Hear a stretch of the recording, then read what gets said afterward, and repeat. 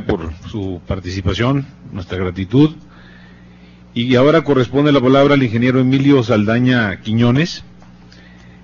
Él es director general de Alternativa Digital. Se trata de una empresa dedicada a la integración de soluciones Internet y telecomunicaciones.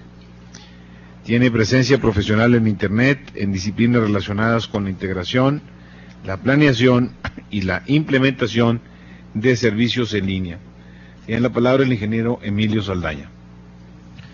Muchísimas gracias, senador. Senadores, muy buenas noches y gracias por la oportunidad de presentarme ante ustedes y ante este grupo de trabajo para compartir un poco de las inquietudes que a través de la experiencia profesional, esta empresa que usted describía, senador, forma parte de la AMESOL, de la Asociación Mexicana Empresarial en Software Libre, y desde ese punto de vista es que quiero compartir algunas de las inquietudes muy graves que nos traen el día de hoy a comentar esto.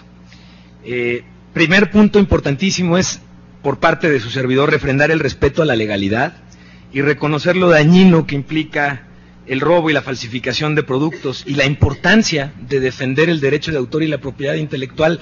Es muy grato, es muy refrescante darse cuenta que todos los colegas con los que hemos compartido la negativa hacia el Tratado de ACTA, compartimos el apoyo y la preocupación que hay por la protección de la propiedad intelectual y el derecho de autor. Y quizá aquí es donde, bueno, yo entro en materia y agradezco mucho el tiempo.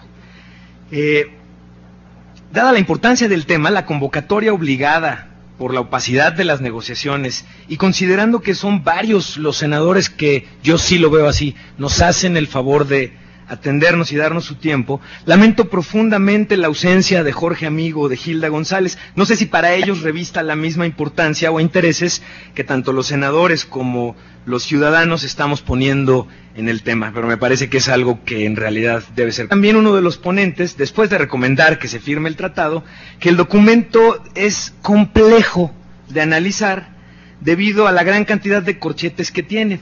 Señores senadores, el documento que nos ocupa no tiene corchetes desde diciembre 3 de 2010, y esto creo que es importante porque se presta a este ambiente de confusión y opacidad bajo el cual se ha estado dando el tratado. Yo comienzo formalmente mi participación diciendo que la crisis llega cuando lo viejo no termina de morir y lo nuevo no termina de nacer. Y a mí me parece que este es el esquema y el momento en el que se está dando esta revisión, porque pareciera ser que pide protección una ala o varias industrias que están en franca agonía, y yo siento que estas parecieran ser los coletazos finales de los que hay que ser siempre muy cuidadoso porque muchos son mortales. La llegada de las tecnologías de información ha venido a romper paradigmas y a presentar retos y oportunidades en el mundo y en nuestro país que muchos de nosotros mexicanos estamos tratando de aprovechar. El concepto o el primer paradigma de quien tiene la información tiene el poder ha sido reemplazado por aquel que dice que quien tiene acceso a la mayor cantidad de información o de fuentes de información y con base en ello puede generarse una opinión informada, tiene entonces el poder. Este concepto es importante o es muy interesante porque en realidad asume inteligencia por parte del usuario en varios aspectos de la frase. Considera que el usuario tiene la inteligencia necesaria para precisamente poder formarse un criterio con base y uso de las plataformas y tecnologías que hoy tenemos y entonces poder tomar una decisión.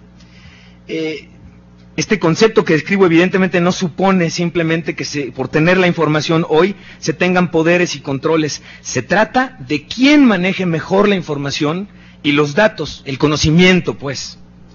Antes de la llegada de las tecnologías de información, las industrias generadoras de contenido, pues gozaron de esta exclusividad precisamente, la de la generación de los contenidos, la de la voz. Esta exclusividad en su momento fue muy bien explotada. El modelo de negocio fue sencillo y conveniente para algunos, no para la mayoría, y sin embargo, esta llegada de las tecnologías de información ha venido a romper por completo estos esquemas, y esto es algo que no lo decimos quienes no estamos a favor del tratado, sino incluso quienes comparten afinidad con el espíritu que el tratado persigue. Quiero compartirles que en algún momento de mi carrera profesional fui director general adjunto del sistema Internet de la Presidencia, en tiempos del presidente Fox. con el uso del código abierto y del software libre para atender las necesidades que la presidencia tenía en materia de Internet, y que además en tiempos del sexenio de Fox tengo la satisfacción de decir que se obtuvieron muchos avances en materia de tecnologías de información, se generaron ahorros por más de 65 millones de pesos solo en licenciamiento y solo en el área de Internet de la presidencia. Con esto quiero compartir y sensibilizarlos un poquito de que los alcances en términos económicos pueden ser muy positivos cuando se implementa correctamente las plataformas y las tecnologías abiertas. Comparto rápidamente 4 principios que el código abierto y el software libre en particular tienen, pero que en el caso de las tecnologías de información y de Internet parecen ser muy afines. 1, la libertad de usarlo con cualquier propósito, que en este caso aplica a las tecnologías de información. La libertad de estudiar cómo funcionan y adaptarlas a las necesidades particulares. El acceso al código fuente, a la información, al conocimiento, pues, es una condición para ello. Número 3, la libertad de ayudar al vecino. Si yo ya tengo una solución implantada y no tengo mayor necesidad más que entregársela a mi vecino para resolver la misma necesidad, debo de poder tener esta libertad. La libertad de mejorarlo y hacer públicas dichas mejoras de modo que la comunidad se beneficie. Nuevamente aquí, si se fijan, señores senadores, en ningún momento hablamos ni del detrimento que buscamos en la propiedad intelectual y el derecho de autor de los ajenos, y tampoco estamos propiciando ni el robo ni la ilegalidad. Al contrario, fomentamos la generación de conocimiento con base en el acceso libre al conocimiento. El caso de las patentes de software que toca el tratado en particular me parece muy grave, porque en el caso del software, si lo tomamos como un ejemplo, es una industria que está plagada de patentes de software, muchas de ellas que no debieron haber sido otorgadas en un principio.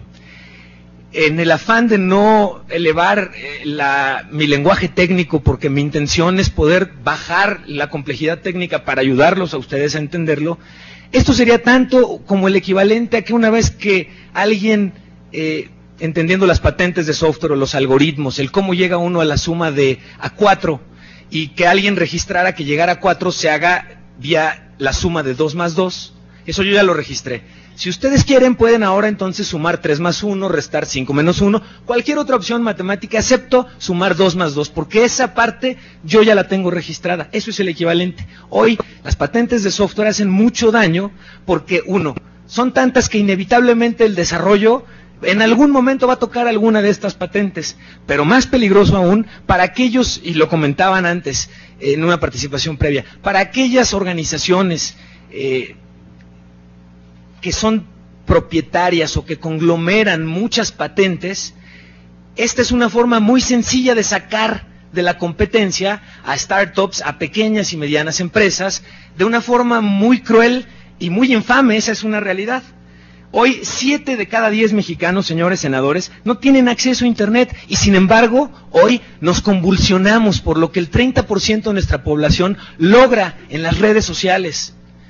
¿Qué sería? Imaginemos la maravilla que se va a dar cuando logremos que sea el 70%, por no desear este utópico 100% de los conectados, ¿no? Sin embargo, la propiedad intelectual no puede estar por encima de derechos fundamentales y utilizarse como una bandera para controlar y restringir lo que vemos y lo que decimos, y me parece la peor forma de intentar establecer un control. Me parece además muy injusto que se está abusando del desconocimiento de los usuarios y además el desconocimiento, en muchos casos, de los legisladores para la diferenciación de la copia física y la copia digital. Y en el equivalente, nuevamente, y perdón probablemente, señores senadores, por lo burdo de mis ejemplos, es en el afán de aterrizar o aclarar cómo estamos percibiéndolo, la intención de ACTA pareciera ser, en el equivalente a las carreteras, no cobrar el peaje por el camino circulado, sino por el valor de lo que cada quien trae en su cajuela. Y esto es verdaderamente absurdo.